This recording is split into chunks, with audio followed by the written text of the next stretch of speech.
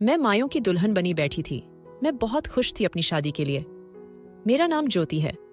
मैं एक यूनिवर्सिटी की छात्रा हूँ और एक गरीब घर से ताल्लुक रखती हूँ, लेकिन मेरे माता पिता ने मुझे अच्छी शिक्षा दिलाई। मैं अपनी यूनिवर्सिटी ब्राइट स्टूडेंट थी। ऐसे ही मुझे काबिल लोग बहुत पसंद आते थे। यूनिवर्सिटी में ही मुझे रंजन पसंद आ चुका था। रंजन एक बहुत हैंडसम और काबिल लड़का था और रंजन भी मुझे पसंद करता था। वह देखने में बहुत सुंदर था और मैं भी इतनी सुंदर थी कि जिसे देखो वह मुझ पर फिदा हो जाए। हम दोनों 1 साल पहले यूनिवर्सिटी में मिले थे। वह 3rd सेमेस्टर का छात्र था और मैं नई थी। उस दिन रंजन ने मेरी क्लास ढूंढने में मेरी मदद की। मुझे उसकी शक्ल से ज्यादा उसका स्वभाव पसंद आया। धीरे धीरे हम दोनों की बातचीत बढ़ने लगी। फिर एक दिन उसने मुझे प्रपोज कर दिया। उस दिन मैं बहुत खुश थी। मेरी खुशी का कोई ठिकाना नहीं था। यूनिवर्सिटी से घर आकर मैंने अपने स्टूडेंट्स को भी छुट्टी दे दी, क्योंकि मेरे दिमाग से रंजन का ख्याल जा ही नहीं रहा था। उस दिन मैंने उसे कोई जवाब नहीं दिया, लेकिन मैं चाहती थी कि हम दोनों का रिश्ता मजबूत बने और हम शादी कर लें। अगले ही दिन मैंने उसे यह बात बताई और वह इसके लिए मान भी गया। घर आकर मैंने अपनी माँ को सब कुछ बता दिया। उन्हें डर था कि मेरे पापा कहीं कुछ कह न दें, क्योंकि वह थोड़ी पुरानी सोच के थे, लेकिन मैं जानती थी कि वह मेरी इच्छा का सम्मान करेंगे। पापा भी रंजन से मेरे रिश्ते के लिए मान गए थे। ठीक ऐसा ही हुआ। वह भी इस रिश्ते के लिए तैयार हो गए और मुझसे कहा कि रंजन से कहो कि वह अपने घर वालों को लेकर आए। लगभग 1 हफ्ते बाद रंजन के घर वाले हमारे घर आ गए और हमारे रिश्ते की बात चलने लगी। मुझे यह सब कुछ तो किसी ख्वाब से कम नहीं लग रहा था। इतना सब कुछ इतनी जल्दी और सब कुछ परफेक्ट कैसे हो सकता है? मुझे कुछ दिनों तक तो यकीन ही नहीं आया था, क्योंकि मैंने अक्सर सुना था जहां पर मोहब्बत हो वहां पर समाज सामने आ खड़ा होता है। मगर मेरी कहानी में ऐसा कुछ नहीं हुआ था और मैं अपनी कहानी के ऐसे ही हैप्पी एंडिंग चाहती थी। रंजन के घर वालों से मिलकर मुझे कुछ अजीब सा लग रहा था। ऐसा लग रहा था जैसे वह इस रिश्ते पर खुश नहीं है, लेकिन मैंने इसे नजरअंदाज कर दिया। उस वक्त मुझे अपनी खुशी के आगे कुछ भी नजर नहीं आ रहा था, लेकिन कोई था जो मेरी इस खुशी से खुश नहीं था। करीब 4 महीने बाद हमारी शादी तय हो गई थी और ये 4 महीने भी गुजर गए। मैं रंजन की दुल्हन बनने के लिए बहुत बेताब थी और बहुत खुश भी थी कि मुझे मेरा प्यार मिलने वाला है। आज मुझे रंजन की नाम की मेहंदी और उबटन लगा था। मैं बहुत खुश थी। मैं आने वाले लम्हों के बारे में सोचकर मुस्कुरा रही थी, मगर मुझे नहीं पता था कि आने वाली लम्हों में मेरी जिंदगी बिल्कुल बदल कर रख देंगे। रंजन के घर वाले भी मायों की रस्म के लिए आए थे, मगर रस्म करते वक्त रंजन के घर वालों ने मुझसे कुछ ऐसी बातें कहीं जो मेरा दिल दहल गईं। लेकिन मैं चाहती थी कि किसी तरह शादी हो जाए, बिना किसी रुकावट के। मुझे बहुत घबराहट हो रही थी, क्योंकि रंजन की मम्मी ने मुझसे कहा था मैं अपने बेटे की इतनी जल्दी शादी नहीं करना चाहती थी, और शादी करती भी तो अपने जैसे खानदान में करती। मुझे हमेशा से अपने बेटे के लिए एक अमीर लड़की चाहिए थी। रंजन की मम्मी की यह बातें उस वक्त तो मुझे बिल्कुल समझ नहीं आई थी, मगर उनकी बातों का परिणाम जो बाद में निकला वह बहुत दिल दहलाने वाला था। उस वक्त तो मैंने यह सोचकर उनकी बातें बर्दाश्त कर ली थीं कि रंजन से शादी होने के बाद मैं उनका दिल जीत कर सब कुछ ठीक कर दूंगी, मगर शायद मेरी किस्मत में यह सब कुछ था ही नहीं। मैं दुल्हन बनी बैठी अपने दूल्हे का इंतजार कर रही थी, लेकिन रंजन बारात लेकर नहीं आया। उसी दिन मेरा दिल टूट गया था। मुझे यकीन नहीं हो रहा था कि वही इंसान जिस पर मुझे इतना भरोसा था मेरा दिल तोड़ सकता है। क्या वह अपने घर वालों के बहकावे में आ गया था? क्या रंजन ने हमारी इतनी लंबी मोहब्बत को भुला दिया? जब मैं यह सब सोच रही थी, तभी मुझे किसी के गिरने की आवाज आई। मैं अपनी सोच से बाहर आई तो देखा कि मेरी माँ जमीन पर गिरी हुई थी। मेरा दिल दहल गया। मेरे हाथ कांपने लगे और मुझे अपना आप छोटा सा महसूस हो रहा था। मेरी वजह से मेरी परिवार में भूचाल आ गया था। मेरी माँ सदमे से बेहोश पड़ी थी और मेरे पिताजी का बुरा हाल हो चुका था। मुझे कुछ समझ नहीं आ रहा था कि मैं क्या करूं। पहले ही मैं इतना बड़ा सदमा ले चुकी थी कि अब और कुछ खोने का डर लगने लगा था। मेरी आंखों से आंसू गिरकर बेमोल हो गए थे। मेरी और मेरे परिवार की हालत देखकर वहां मौजूद एक शख्स को अपने दिल में टीस उठती महसूस हुई थी। वह तुरंत आगे बढ़ा और मेरी मदद से मां को अंदर कमरे तक ले गया। फिर डॉक्टर को क्लिनिक से बुला लाया। डॉक्टर ने मां को देखकर कहा कि उन्हें सदमा लगा है और कहा कि उन्हें अब कोई तनाव न दिया जाए, यह उनकी जान के लिए खतरा हो सकता है। उन्हें मामूली अटैक आया था और डॉक्टर ने उन्हें इंजेक्शन लगा दिया था। जिसने मेरी मदद किया था वह कोई 16 साल का लड़का था। मैं उसे लड़के को देखकर बहुत भावुक हो चुकी थी।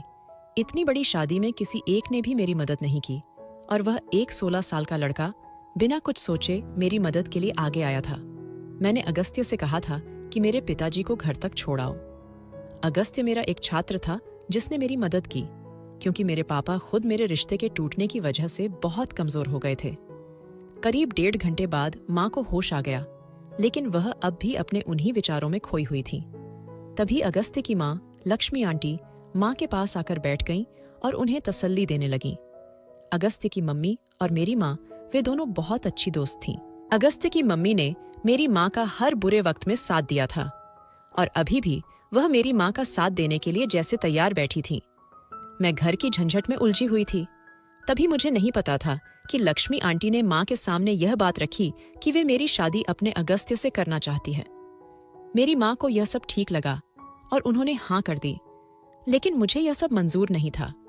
मुझे जैसे ही यह बात पता चली तो मैं पूरे घर को सर पर उठा लिया, क्योंकि मैं अपनी स्टूडेंट से कैसे शादी कर सकती थी, और वैसे भी अभी अगस्त्य सिर्फ 16 साल का था। वह कैसे इस रिश्ते को निभा सकता था? वह कैसे रिश्ते की जिम्मेदारियों को समझ सकता था? यह बात न जाने क्यों मेरी माँ और लक्ष्मी आंटी को समझ ही नहीं आ रही थी। मैं उन्हें यह बात समझाना चाहती थी, लेकिन मेरी माँ ने मेरी एक न सुनी। उल्टा माँ मुझे धमकियां देने लगी। कहने लगी कि अगर तुम इस शादी पर नहीं मानी, तुम अपनी माँ का मरा हुआ मुंह देखोगी और मैं तुम्हें कभी माफ नहीं कर पाऊंगी। माँ के साथ साथ पापा भी किसी न किसी तरह मेरी शादी अगस्त्य से करवाना चाहते थे। माँ ने जबरदस्ती मेरी शादी अगस्त्य से करा दी। हमारी शादी के फेरों के वक्त मेरी आंखों से आंसू जमीन पर गिरते जा रहे थे। मेरे पैर मेरा साथ नहीं दे रहे थे। अगस्त्य ने मेरा हाथ पकड़ा हुआ था, लेकिन मुझे तब भी कुछ समझ नहीं आ रहा था कि क्या हो रहा है। ऐसे ही हमारी शादी हो गई और विदाई का समय आ गया। मेरी माँ और पापा ने मुझे आशीर्वाद देकर विदा कर दिया। मुझे ऐसा लग रहा था जैसे मैं उनकी जिंदगी में एक बोझ थी और उन्होंने यह बोझ बस उतार दिया, चाहे किसी से भी मेरी शादी कराकर। मुझे बहुत दुख हो रहा था। ऐसा नहीं था कि अगस्त्य किसी अच्छी फैमिली से नहीं था, वह बहुत अच्छी फैमिली से था। लक्ष्मी आंटी वे मुझसे बहुत प्यार करती थीं। अगस्त्य लक्ष्मी आंटी की इकलौता संतान था। लक्ष्मी आंटी के पास बहुत ज्यादा संपत्ति थी और वह सब कुछ अगस्त्य की थी। विदाई के बाद जब मैं उनके घर पहुंची तो उन्होंने मेरा स्वागत बहुत अच्छे से किया, लेकिन पता नहीं क्यों मेरा दिल किसी भी चीज के लिए तैयार नहीं हो रहा था। थोड़ी बहुत रस्मों के बाद लक्ष्मी आंटी मुझे मेरे कमरे में छोड़कर चली गईं। अगस्त्य पूरी रात कमरे में नहीं आया था। मैं रोते रोते सो गई थी और मैंने तय कर लिया था कि मैं उससे कह दूंगी कि वह मुझे तलाक दे दे। अगले दिन कमरे में खिड़की से आती सूरज की किरणों ने मुझे जगाया। रोने की वजह से मेरी आंखें सूज गई थीं और वे ठीक से खुल भी नहीं रही थीं। जब मैंने आंखें खोलीं तो देखा कि अगस्त्य मेरे पैरों के पास बैठा हुआ था। मैं अचानक से चौंक कर उठ बैठी। ऐसा लग रहा था कि वह पूरी रात सोया ही नहीं और मेरे उठने का इंतजार कर रहा था। मैं उसे कुछ कहना चाहती थी, लेकिन शर्म के मारे आंखें उठा नहीं पाई। मुझे खुद पर बहुत गिरा हुआ महसूस हो रहा था। मुझे जागता देख अगस्त्य ने मुझसे पूछा, आप कैसी हैं? शायद उसे पता चल गया था कि मैं झिझक महसूस कर रही हूँ उससे बात करने में, इसीलिए उसने पहले मुझसे बात करने की शुरुआत की थी। मैंने जवाब दिया, ठीक हूं, मुझे तुमसे कुछ बात करनी है। मेरी बात सुनकर वह कहने लगा, जी आप बोलिए, मैं सुन रहा हूं। मैंने उससे उदास लहजे में कहा, यह सब नहीं होना चाहिए था। मैं चाहती हूं कि हम अलग हो जाएं। मुझे पता है तुम इस रिश्ते से राजी नहीं हो और न ही तुम अभी इस रिश्ते की जिम्मेदारियों को समझ सकते हो। तुम्हारी उम्र नहीं है और ना ही मैं इस रिश्ते से खुश हूं। मेरी बात सुनकर अगस्त्य ने मुझसे कहा, आपको किसने कहा कि मैं शादी जैसे रिश्ते को नहीं समझ सकूंगा? आप ऐसा मत कहिए, मुझे बुरा लग रहा है। यह बोलकर वह उठकर वॉशरूम में चला गया था और मैं वहीं बैठी रह गई थी, सब बातों को और पिछली रात को सोचते हुए। मेरी आंखों से आंसू लगातार गिर रहे थे। अभी भी अगस्त्य वॉशरूम में ही था कि हमारे कमरे के दरवाजे पर दस्तक हुई। मैं उठकर दरवाजे तक गई और देखा कि उनकी मेड आई हुई थी हमें नाश्ते के लिए बुलाने। मैंने उसे बताया कि अगस्त्य फ्रेश हो रहा है, हम आते हैं। यह कहकर वह चली गई। अगस्त्य फ्रेश होकर आया, उसके बाद मैं हाथ मुंह धोने चली गई। जब मैं हाथ मुंह धोकर वापस आई तो मैंने अगस्त्य से कहा, हमें मेड बुलाने आई थी नाश्ते के लिए, आंटी बुला रही हैं। मैंने मन में ठान लिया था कि अब मैं अगस्त्य से सबके सामने ही बात करूंगी। नीचे जाने पर मैंने देखा वहां मेरे माँ बाबा भी आए हुए थे। नाश्ता देखकर मुझे बहुत रोना आया, लेकिन मैं उनके गले नहीं लगी और ना ही उनके सामने रोई। मैंने उसी समय बोलना शुरू किया, मुझे यहां नहीं रहना, मुझे अगस्त्य से तलाक चाहिए। मेरे इतना कहते ही मेरी माँ ने मेरे मुंह पर जोरदार थप्पड़ मारा और कहा, पहले जितनी बेइज्जती करवा चुकी हो, क्या वो कम है? लक्ष्मी आंटी ने माँ को रोकते हुए कहा, ऐसा मत मारो, यह अब तुम्हारी बेटी नहीं, मेरी बहू है। मैं फिर भी चुप नहीं रही और अगस्त्य से कहा, मुझे अभी इसी समय तलाक दो, चलो मेरे साथ कोर्ट और ये काम करो। मेरी बात सुनकर वह बिल्कुल चुप था, जैसे उसे किसी ने जकड़ लिया हो। वह मेरा हाथ पकड़कर एक कमरे में ले गया। जैसे ही उसने कमरे का दरवाजा खोला, मैं पागल सी हो गई थी। हर जगह मेरी ही तस्वीरें, मेरी ही फोटोग्राफ्स थीं। मैंने उससे पूछा, यह सब क्या है? तब उसने कहा, मैं आपको 8वीं क्लास से प्यार करता हूं। आप मेरा कोई टीनेज क्रश नहीं है, आप मेरा सच्चा प्यार है। मैं आपके बिना नहीं रह सकता। जब आप किसी और के लिए दुल्हन बनी थी तो मुझे लगा था कि मैं मर जाऊंगा। मेरे दिल में एक टीस उठी थी, पूरी रात नींद नहीं आती थी। जब आप किसी और से शादी कर रही थी, मेरा दिल रो रहा था। जब वो रंजन बारात लेकर नहीं आया तो मुझे तड़प हो रही थी। आपको मेरा प्यार क्यों नहीं दिखा? मैंने आपकी हर बात मानी, फिर भी आपको मेरा प्यार क्यों नहीं दिखा? उसकी बातें सुनकर मुझे अजीब लग रहा था। ऐसी ही बातें रंजन भी करता था और उसने भी तो मुझे छोड़ दिया था। मैंने अपने कानों पर हाथ रख लिया और जोर से चिल्लाने लगी, चुप हो जाओ, चुप हो जाओ। मुझे समझ नहीं आ रहा था कि मेरे साथ क्या हो रहा है। अगस्त्य तो अभी सिर्फ 16 साल का था। उसने अभी तक कॉलेज भी पूरा नहीं किया था, तो वह मेरे बारे में इस तरह से कैसे सोच सकता था? मुझे लगा वह मुझे सिर्फ एक टीचर के रूप में गिफ्ट्स देता है। अगर मुझे पता होता कि उसके मन में ये सब गंदे विचार हैं, तो मैं कभी उससे गिफ्ट्स नहीं लेती। मैं समझ नहीं पा रही थी कि अपने दिल का बोझ किसके साथ बांटूं। कोई मेरा नहीं था। मेरे माँ बाप ने भी मुझे छोड़ दिया था। सबने मेरे साथ ऐसा क्यों किया? मेरी खुशियां कहाँ थीं? मैं वहां से भागकर अपने कमरे में गई और खुद को लॉक कर लिया। रात हो गई थी, मुझे भूख भी लग रही थी। मैंने सुबह से कुछ भी नहीं खाया था। लक्ष्मी आंटी 1-2 बार आईं, दरवाजा खटखटाया, आवाज दी, लेकिन मैंने कोई जवाब नहीं दिया। इस बार मुझे चाबी से दरवाजा खुलने की आवाज आई। देखा तो अगस्त्य था। मैंने तुरंत ही अपना मुंह घुटनों में छिपा लिया। वह मेरे पास आकर बैठा और उसने मेरे बाजू पर हाथ रखा, जिसे मैंने झटक दिया। तभी वह मुझे कहने लगा, मेरा हाथ मत झटकिए ज्योति, मैं आपसे प्यार करता हूं। मैं इस रिश्ते को पूरे मन से निभाना चाहता हूं। मैं खुद को एक अच्छा पति साबित करना चाहता हूं। अगस्त्य की बात सुनकर मुझे बहुत गुस्सा आ रहा था। तभी मैंने उस सख्ती से कहा था, यहां से चले जाओ। लेकिन वह वहीं का वहीं बैठा रहा। उसने अपनी मेड को आवाज देकर खाना लाने का कहा। करीब 10 मिनट में वह खाना लेकर आई। अगस्त्य ने मेरे मुंह के सामने निवाला किया, लेकिन मैंने मुंह फेर लिया। मेरी इस हरकत पर अगस्त्य मुझ पर गुस्सा होते हुआ कहने लगा, चुपचाप खाना खाइए। उसका लहजा अचानक सख्त हो गया था। उसका सख्त लहजा देखकर मैं हैरान हो गई और उसकी तरफ देखने लगी। उसकी आंखों में एक अलग ही जुनून था, जिसे देखकर मुझे डर लगने लगा। मैं चुपचाप खाना खाने लगी। वह छोटे छोटे निवाले बनाकर मेरे मुंह में डाल रहा था और मैं बिना कुछ कहे खा रही थी। अब मेरी भूख खत्म हो चुकी थी, लेकिन फिर भी मैं उसके सामने कुछ नहीं बोल पा रही थी। न जाने उसे कैसे पता चला, उसने खुद ही अपना हाथ रोक लिया और खाने की ट्रे साइड टेबल पर रखकर कमरे से बाहर चला गया। हमारी रोजमर्रा की जिंदगी इसी तरह चल रही थी। हमारी थोड़ी बहुत बातें होती, कभी कभी बहस भी हो जाती, लेकिन बाकी सब ठीक चल रहा था। उसके घरवाले मेरा बहुत ख्याल रखते थे और वह भी मेरा बहुत ध्यान रखता था। मेरी हर छोटी बड़ी बात पूछता, मेरी हर जरूरत का ख्याल रखता। ऐसे ही काफी समय बीत गया। 1 साल गुजर गया। अगस्त्य अब 18 साल का हो गया था और उसने अपना कॉलेज भी पूरा कर लिया था।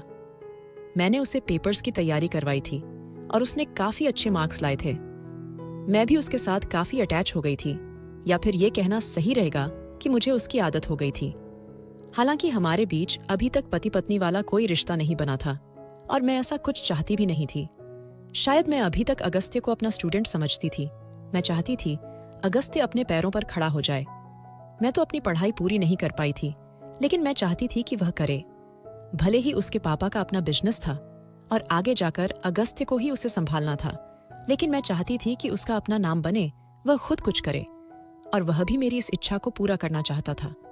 लेकिन पता नहीं उस रात उसे क्या हो गया, वह अजीब सा लग रहा था।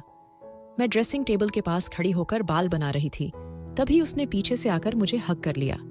मुझे लगा कि यह नॉर्मल है, शायद अपनी कोई खुशी मुझसे शेयर करना चाहता हो, मगर उसके बाद उसने जो कुछ भी किया वह नॉर्मल नहीं था, मेरे लिए तो बिल्कुल भी नहीं।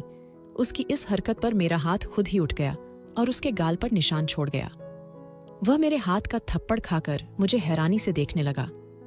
उसकी आंखें लाल हो रही थीं। उसकी आंखों में पहली सुर्खी देखकर मुझे बेचैनी होने लगी। मैं ऐसा नहीं चाहती थी कि उस पर हाथ उठाऊं, मैं बस उसे दूर करना चाहती थी। मैंने उससे कहा, अगस्त्य, मैं तुम्हारे साथ ऐसा कोई रिश्ता नहीं बनाना चाहती हूं। मेरी यह बात अगस्त्य को बहुत बुरी लगी थी। तभी उसने तड़पते हुए कहा, तो फिर कब तैयार होंगी आप? 1 साल हो गया है हमारी शादी को, आप अभी भी तैयार नहीं हैं। क्या आप अभी भी उस रंजन से प्यार करती हैं? उसके ये कहते ही मेरे दिमाग में जैसे विस्फोट हो गया। ये क्या बकवास कर रहे हो तुम अगस्त्य? अपनी हद में रहो। मुझे अगस्त्य पर बहुत गुस्सा आ रहा था। मेरे बस नहीं चल रहा था, मैं अगस्त्य का कुछ कर बैठती, मगर अगस्त्य को तो जैसे मेरी कोई बात समझ ही नहीं आ रही थी। तभी वह मुझसे बड़ी डिटाई से बोला था, मैंने अपनी हद देख ली है, आप मेरी पत्नी है और मेरा हक है आप पर। उसकी बात सुनकर मैंने गुस्से में कहा, बताओ, क्या तुम मेरी कोई जिम्मेदारी उठा सकते हो? कोई एक भी खर्चा तुम मेरा उठा सकते हो अपने बाबा के बिना? तुम मुझे उनके पैसों पर पाल रहे हो। तुम्हारे पास अपना क्या है?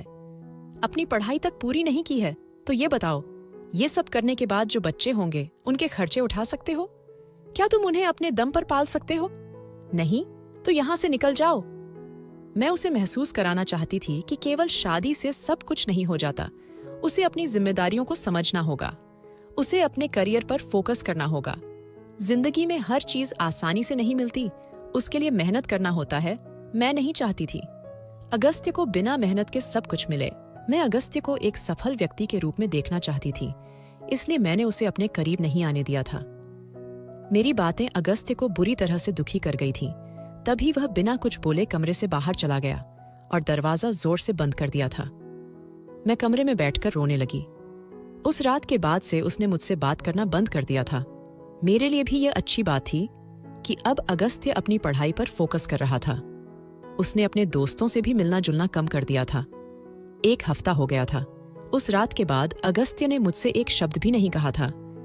फिर मुझे लक्ष्मी आंटी से पता चला कि वह यूके जा रहा है अपनी पढ़ाई के लिए और 10 दिन बाद उसकी फ्लाइट है। यह सुनकर मुझे बहुत अजीब लगा। वह तो मुझे अपनी हर छोटी बड़ी बात बताता था, लेकिन इस बार उसने इतनी बड़ी बात मुझसे छुपाई। यह कैसे हो सकता था? मुझे लगा कि शायद आंटी मुझसे मजाक कर रही हैं। वह मेरे बिना नहीं रह सकता तो फिर वह यूके कैसे जा सकता है? मैंने आंटी की बात को गंभीरता से नहीं लिया, लेकिन फिर मैंने अपने कमरे की ड्रॉर में उसका वीजा देखा और साथ ही उसकी टिकटें भी पड़ी थीं।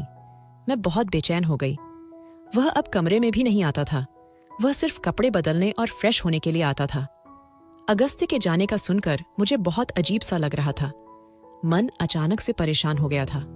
मुझे उस दिन एहसास हुआ कि जब आपको प्यार करने वाला और ध्यान रखने वाला कोई आपके जीवन से अचानक गायब हो जाता है तो वह कितना दर्दनाक होता है। किसी को खोने से ज्यादा दुख तब बहुत होता है जब एक इंसान बिना किसी स्वार्थ के आपको प्यार दे, अपनी हर बात आपसे शेयर करे, लेकिन एक छोटी सी गलती पर वह आपको नजरअंदाज करने लगे। यह सबसे ज्यादा तकलीफदेह होता है। इंसान बुरी तरह टूट जाता है। मैं अंदर ही अंदर टूट रही थी, मगर मैं अगस्त्य को बताना नहीं चाहती थी। उस रात भी मुझे नींद नहीं आ रही थी। मैं ना चाहते हुए भी अगस्त्य के बारे में सोच रही थी कि तभी कमरे के दरवाजे के खुलने की आवाज आई। मैं अचानक बिस्तर से उठकर खड़ी हो गई। अगस्त्य रात के 3 बजे कमरे में आया और अलमारी की तरफ बढ़ गया। अलमारी से अपने कपड़े निकालकर वह वॉशरूम की तरफ जा ही रहा था, बिना मेरी तरफ एक नजर डाले। तब मैं उसके सामने जाकर खड़ी हो गई और उससे पूछने लगी, मुझे अच्छा नहीं लग रहा कि तुम मुझे इग्नोर कर रहे हो। ये सब क्यों कर रहे हो अगस्त्य? तुम बाहर जा रहे हो? मेरी बात सुनकर अगस्त्य ने मुझसे बहुत सख्त लहजा में कहा था, यही तो आप चाहती थी। मुझे कुछ भी समझ नहीं आ रहा था। मैं उसे रोकना भी चाहती थी, मगर मैं खामोश खड़ी थी। तभी वह मुझसे कहने लगा, आपने मुझसे सच कहा था। मुझे लग रहा था जैसे मैं जो जिंदगी जी रहा हूं वही सच है और वही जिंदगी है। मगर नहीं ज्योति, यह सब कुछ तो एक धोखा है। मुझे अपनी जिंदगी में बहुत कुछ करना है, मुझे कामयाब होना है। प्यार मोहब्बत तो जिंदगी में हर सफल व्यक्ति को मिल ही जाता है, मगर सफलता प्राप्त करने के लिए हमें बहुत कुछ त्यागना पड़ता है। वह इतना कहकर वहां से चला गया था और मैं हैरान परेशान थी। मुझे समझ नहीं आ रहा था, क्या अगस्त्य में मुझे सारे रिश्ते तोड़ कर गया था, या फिर उसे समझ आ गई थी कि उसने जो कदम उठाया था वह सिर्फ एक जज्बाती कदम था और कुछ भी नहीं। अगस्त्य तो चला गया था, मगर मेरी जिंदगी नर्क बन चुकी थी और अपनी जिंदगी को नर्क बनाने वाली भी मैं ही थी। मेरी सोच मुझे दिन रात डसते रहती थी। मैं लोगों में रहकर भी खुद को अकेला महसूस करती थी। मेरे दिन और रात न जाने कैसे कट रहे थे। मेरे पास जीने का कोई मकसद नहीं था, बस मैं जी रही थी। कभी मैं अपनी अकेलेपन से बोर हो जाती तो अपनी माता पिता के घर चली जाती, मगर फिर भी मुझे ऐसा लगता है जैसे मैं बहुत अधूरी सी हूं। ऐसे ही मेरे जीवन के 10 साल गुजर चुके थे। रंजन ने मुझे बुरी तरह से तबाह बर्बाद करके चला गया था और आधी जिंदगी अगस्त्य से शादी करके बर्बाद हुई थी। अगस्त्य ने अपनी पढ़ाई पूरी कर ली थी और अब वह एक हार्ट सर्जन बन चुका था। वह वहीं यूके में ही जॉब कर रहा था और उसने अपना अच्छा खासा नाम भी बना लिया था। उसकी पर्सनैलिटी बिल्कुल बदल गई थी। उसका ड्रेसिंग सेंस, बोलने का तरीका, सब कुछ बदल गया था। वह कभी कभी लक्ष्मी आंटी को कॉल करता था। वीडियो कॉल पर मैं उसे देख लिया करती थी। वह अब और भी खूबसूरत हो गया था। उसके नाक नक्श बेहद प्यारे हो गए थे। उसके पापा उसे 1.5 साल से वापस आने के लिए कह रहे थे, लेकिन वह उनकी बात को नज़रअंदाज कर देता था। अब लक्ष्मी आंटी की तबीयत काफ़ी खराब रहने लगी थी। डॉक्टर ने उनके हार्ट की सर्जरी की सलाह दी थी और वह यह सर्जरी अपने बेटे अगस्त्य से ही करवाना चाहती थी। उन्होंने मुझे कहा कि मैं अगस्त्य को मनाकर वापस बुला लाऊं। उनकी हालत देखकर मैंने उसे कॉल मिलाई, लेकिन गलती से वीडियो कॉल लग गई। वो कॉल लक्ष्मी आंटी के मोबाइल से ही की थी। जो मैंने उसके बाद देखा वो मेरे दिमाग में भी नहीं था। अगस्त्य के घर में 2 बच्चे थे और उनमें से एक बच्चे ने वह कॉल उठा ली थी। मैंने जैसे ही अगस्त्य के बारे में पूछा तो वह बच्चा मुझसे कहने लगा, पापा अंशु के साथ खेल रहे हैं। अगस्त्य ने यहां से जाकर दूसरी शादी कर ली थी और मैं पागलों की तरह 10 साल से इसका इंतजार कर रही थी। ये सब देखकर मुझे बहुत रोना आया, लेकिन मैंने खुद पर काबू किया और उसे सिर्फ लक्ष्मी आंटी की तबीयत के बारे में बताकर कि तुरंत फोन काट दिया। वीडियो कॉल कट करते ही मेरा रो रो कर बुरा हाल हो गया था। मुझे कुछ समझ नहीं आ रहा था। मेरा दिमाग बिल्कुल सुन्न हो गया था। क्या वो मेरे साथ ये सब कर सकता था? वो तो मुझसे प्यार करता था ना। क्या अगस्त्य भी रंजन की तरह ही निकला? क्या अगस्त्य ने भी मुझे धोखा दिया? क्या मैं हर किसी के साथ यही डिजर्व करती हूँ? क्या मैं खुद ही बुरी हूँ? उस दिन रो रो कर मेरा बुरा हाल हो गया था। मेरी सांसें तक रुक रही थीं। लेकिन अब मैंने सोच लिया था कि मैं कभी किसी के लिए नहीं रहूंगी। अब खुद को मजबूत बनाऊंगी। अगस्त्य के जाने के बाद मैंने भी अपनी पढ़ाई पूरी कर ली थी और अब मैं चाहती थी कि मैं नौकरी करूं और अपने हर खर्चे को खुद उठाऊं। मैंने सोच लिया था कि मैं अब किसी से कोई उम्मीद नहीं रखूंगी और अगस्त्य को हमेशा के लिए छोड़ दूंगी। यही सोचते सोचते और रोते रोते उस रात में सो गई। सुबह उठी तो घर में अलग ही माहौल था। सभी अगस्त्य के घर आने पर बहुत खुश थे और लक्ष्मी आंटी तो जैसे अपनी सारी तकलीफें भूल चुकी थीं। मेरे माँ बाबा भी आ गए थे। वे भी अपने दामाद की वापसी और उसकी सफलता पर बहुत खुश थे। अगली सुबह ही अगस्त्य घर वापस आ गया था, लेकिन मैं उसके स्वागत के लिए अपने कमरे से बाहर नहीं आई। वो अपने साथ अपने परिवार को भी लाया था, जिसमें एक बहुत प्यारी सी बच्ची और एक सुंदर सा लड़का भी था। शायद उनकी माँ नहीं आई थी। ये बात मुझे घर की नौकरानी ने बताई, क्योंकि मैं अभी तक अपने कमरे से बाहर नहीं निकली थी। मैंने उससे पूछा भी कि क्या किसी ने मेरा जिक्र किया, तो उसने सिर हिलाकर नहीं कहा। अब रात के खाने का समय हो गया था और मुझे बुलाने कोई नहीं आया था। मैं खुद ही खाने की टेबल पर चली गई। सब अपनी बातों में मस्त थे और अगस्त्य ने भी बस हालचाल पूछा और आराम से अपना खाना खाने लगा। ये सब देखकर मुझे रोना तो आया, लेकिन मैंने खुद पर काबू किया। वे बच्चे भी मुझे जहर जैसे लग रहे थे। अगस्त्य इतना सामान्य रिएक्ट कर रहा था, मुझे उस पर बहुत गुस्सा आ रहा था। मैं अपना खाना आधा छोड़कर जाने लगी, तभी अगस्त्य ने मुझे रोक लिया। ज्योति, खाना पूरा खत्म करके जाए, ऐसे प्लेट में खाना नहीं छोड़ते। मैंने उसकी बात को अनसुना करके अपने कमरे में चली गई। उसी समय वो बच्ची मेरे कमरे में आई और कहने लगी, मम्मी, ऐसे खाना छोड़ने से नाराज नहीं होते। उसने मेरे हाथ पर अपना छोटा सा हाथ रखा और मुझे खींचकर साथ चलने का कहने लगी। मैंने उसका हाथ अपने हाथ से हटा दिया और उसे गुस्से से कहा, तुम जाओ, अपने पापा के पास, मुझे नहीं खाना खाना। लेकिन वो भी बहुत जिद्दी थी, मुझे अपने साथ लेकर ही मानी। जब मैं नीचे आई तब भी सब वहीं बैठे थे, लेकिन सबने खाना खा लिया था। मेरा खाना प्लेट में वैसा का वैसा ही रखा हुआ था।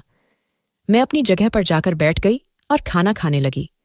अगस्त्य लगातार मुझे ही देखे जा रहा था। क्या चल रहा है आजकल आपकी लाइफ में? अगस्त्य का यह सवाल मुझे कुछ अजीब लगा, लेकिन मैं भी चुप रही थी। मगर अगस्त्य बार बार मुझे बात करने पर उकसा रहा था। तभी मैंने गुस्से में उससे कहा था, तुम अपने काम से काम रखो, अपनी फैमिली पर ध्यान दो जो तुम बाहर से लाए हो। मेरी बात सुनकर अगस्त्य नरम लहजे में मुझे कहने लगा, ज्योति, तमीज से बात करें, बच्चे बैठे हुए हैं सामने। हाँ तो क्या करूं, तुम्हारे बच्चे हैं, मेरा उनसे कोई लेना देना नहीं है। अपने बच्चों को अपने तक सीमित रखो और मुझसे दूर रहो और मेरी जान छोड़ दो। तलाक दे दो मुझे और अपने इन बच्चों को भी मुझसे दूर रखो। मैं यह सब बोलकर डाइनिंग रूम से बाहर चली गई थी और घर से भी बाहर आ गई थी। मुझे बहुत रोना आ रहा था और खुद पर गुस्सा भी कि मैं अपनी जिंदगी एक ऐसे शख्स के लिए बर्बाद कर दी जो मेरा कभी था ही नहीं। मुझे नहीं पता था मैं रोते हुए कहाँ जा रही थी। तभी अगस्त्य भी मेरे पीछे पीछे बाहर आ गया। मैं जल्दी जल्दी चल रही थी जब उसने मेरा हाथ जोर से पकड़कर अपनी ओर खींचते हुए कहा, यह क्या बकवास कराई है आप अंदर, सबके सामने? आपको जरा भी अक्ल नहीं है? अभी अभी अंदर बच्चे बैठे हुए थे, क्या सोच रहे होंगे वो? अगस्त्य को अभी भी अपने बच्चों की परवाह कि यह सोचकर ही मुझे बहुत बुरा लग रहा था। तभी मैंने सख्त लहजे में कहा था, जो भी सोचें, तुम्हारे बच्चे हैं, मुझे परवाह नहीं है। मेरा मन कर रहा था जैसे मैं अगस्त्य को मार डालूं। ज्योति, घर चलो, यहां तमाशा लगाने की जरूरत नहीं है। अगस्त्य ने यह बोलकर मेरा हाथ जोर से खींचा और मुझे अंदर की ओर ले जाने लगा। वह मुझे कमरे में ले जाकर बेड पर धक्का देकर गिरा दिया और दरवाजा लॉक कर दिया। यह क्या तरीका है अगस्त्य? मैं तुम्हारी कोई नौकरानी नहीं हूं जो तुम मेरे साथ इस तरह का बर्ताव करो। मैं जितना अगस्त्य से गुस्से में बात कर रही थी, अगस्त्य उतना ही नरमी से मेरे साथ पेश आ रहा था। तभी वह मुझे समझाते हुए कहने लगा, मुझे पता है ज्योति, आप मेरी नौकरानी नहीं हैं और न मैं आपको कभी नौकरानी बना सकता हूं। मैं हमेशा से आपसे प्यार करता हूं और आप हमेशा उस प्यार का गलत फायदा उठाती हैं। अगस्त्य के इस इल्जाम पर मैं हैरान रह गई थी। तभी मैंने कहा था, हाँ, मुझे भी अब पता चल गया है कि तुम मुझसे कितना प्यार करते हो। ये जो 2 बच्चे लेकर आए हो, यही तो है तुम्हारे प्यार का सबूत। मेरी बात सुनकर वह मुझसे कह रहा था, क्या कहना चाह रही है आप? मैंने भी जहर लहजे में उससे कहा था, तुमने बिना मेरे ही परिवार बना लिया, शादी कर ली, बच्चे भी कर लिए और मैं अभी तक यहीं की यहीं हूं। आज मुझे अगस्त्य से बहुत सारी शिकायतें थीं। बिना सोचे समझे मैं ये सब बोल रही थी। शायद मैं अपने दिल का बोझ हल्का करना चाहती थी। मैं उसे हर वो बात बताना चाहती थी कि मैंने उसके बिना कितना वक्त गुजारा था। पूरी पूरी रात सो नहीं सकती थी। अगर वो मुझसे इतना प्यार करता था तो मुझे रोता हुआ छोड़कर क्यों चला गया? मेरी बात से अगस्त्य भी परेशान हो चुका था। तभी मुझे कहने लगा, मैं जानता हूं ज्योति, मैंने गलत किया, लेकिन मुझे तुम्हारी वो बातें बहुत बुरी लगी थीं जब तुमने मुझे ठुकराया था। क्या मैं ये डिजर्व करता था?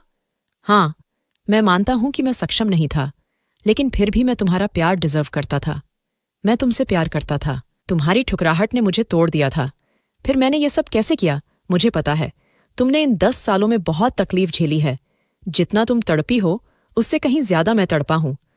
तुम तो मुझसे प्यार भी नहीं करती थी, लेकिन मैं तुम्हारे प्यार में पागल था। और ये मेरे बच्चे नहीं हैं ज्योति, ये मेरे दोस्त के बच्चे हैं। उनके मम्मी पापा की कार एक्सीडेंट में मौत हो गई थी। तब से ये मेरे साथ रह रहे हैं। 3 साल हो गए हैं इनको मेरे साथ रहते हुए। इनकी सारी जिम्मेदारी मैंने उठाई हुई है। अगस्त्य की बात पर मुझे यकीन नहीं आ रहा था। 10 साल की दूरी 10 मिनट में नहीं पार हो सकती थी। तभी मैंने कहा था, तुम झूठ बोल रहे हो मुझसे। मुझे पता है, अभी कुछ ही दिनों में इनकी मम्मी भी यहां आ जाएंगी और तब तुम मुझे छोड़ दोगे। मेरी बात सुनकर अगस्त्य ने अपने जेब से मोबाइल निकाला और मुझे उन बच्चों के माता पिता की फोटो दिखाने लगा। वह देखकर मुझे यकीन हो चुका था और इस तरह हमारी सुलह हो गई और हमने उस रात वह सारे हद पार कर दिए जो इतने सालों से एक दूसरे के लिए तड़प रहे थे, अब हम अपनी जिंदगी अच्छे से बिता रहे हैं। अंशु और सिद्धार्थ उन्हीं बच्चों के नाम हैं जो अगस्त्य लेकर आया था। अब वो भी अब बड़े हो गए हैं। आज उनकी 6ठी क्लास का रिजल्ट भी आया था और हमारी अपनी एक बेटी भी थी। मैं अपनी जिंदगी में बहुत खुश हूं और अपने आप को बहुत लकी मानती हूं कि मुझे अगस्त्य मिला। किस्मत में जो होता है वही मिलता है। रंजन मेरी किस्मत में नहीं था, इसलिए मैं अगस्त्य से मिली। भले ही वो मुझसे उम्र में छोटा था, लेकिन उसने मुझे हमेशा साथ दिया और मेरी हर इच्छा पूरी की। भगवान सबको अगस्त्य जैसा पति दे। दोस्तों, वीडियो कैसा लगा कमेंट करके जरूर बताएं। वीडियो को लाइक और चैनल को सब्सक्राइब जरूर करें।